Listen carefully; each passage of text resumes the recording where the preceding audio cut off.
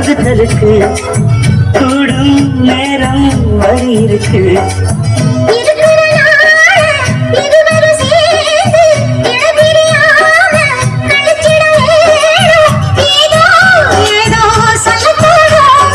உன்னோட உன்னான மூணாகும்